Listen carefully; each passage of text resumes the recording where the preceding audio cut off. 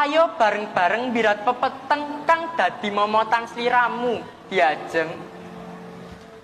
Menawi kula waloka momotan ingkang kula sandang, Kang Mas boten duka. Ora, Diajeng. Ayo Diajeng, enggal matura waloka. Murih sliramu enggal ucul saka momotan kang rujit ati lan penggalihmu. Kang Mas tresna kula nggih Kang Mas. Iya. Estu. Ora perlu tak wangsuli nganggo tetembungan. Nanging mestine Diajeng bisa ngrasakake. Mangerti aku tresna satuhu. Apa amung lelamisan? Kang Mas, kepriye Diajeng? Kula kapang tiang sepuh kula Kang Mas. Kowe kangen wong tuamu.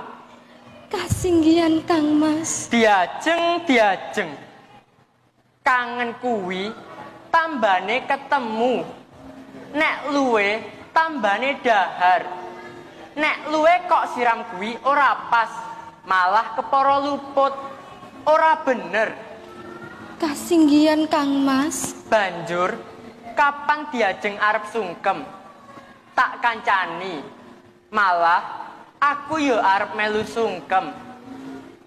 Kula pitados Kang Mas boten kersa. Ora ana jamak lumrahe. Putra mantu ora gelem sowan maratuwa. Sanajan bebasan maratuwa kuwi amung tukulane pidak pejaraan. Aku wajib atur pangabekti. Nanging kepriye Diajeng? Kula punika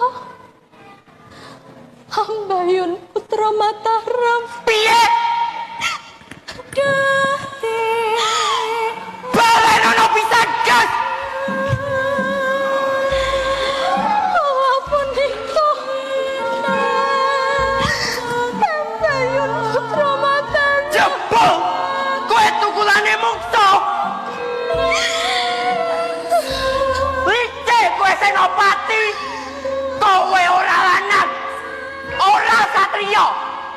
Jebul kowe pawahan lanang. Nanging kabotan pinjungan. Pambayun. Kula Gandeng kowe hapus krama. Jebul mungsuh. Aku ora nyawang yen to kowe wanita.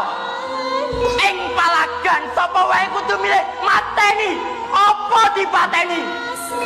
Mula kowe bakal dak pateni awet kowe mungsuh.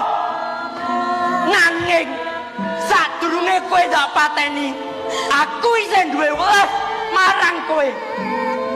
Mula kowe duwe panjaluk apa, Pambayun? kula nyuwun kunarpa kula pun paringaken pun pethak ing tlatah Mangir senajan ing papan kiwa jenis. Tegese dodo yen to kowe lan senopati malah wong-wong Mataram kang ngasipat jenes. Sumangga ingkang wastani kula pasrah sumarah boten badhe suwala. Nanging Kang Mas sampun ngantos keduwung menawi wonten daging kang waras nderek nyangge dosa. Awit kula sampun bapa. Piye? Kasinggihan Kang Mas. Tuwuh bukti wijining katresnan kula ing kandhutan kula. Kowe garbini. Leres Kang Mas. Waduh. Kalah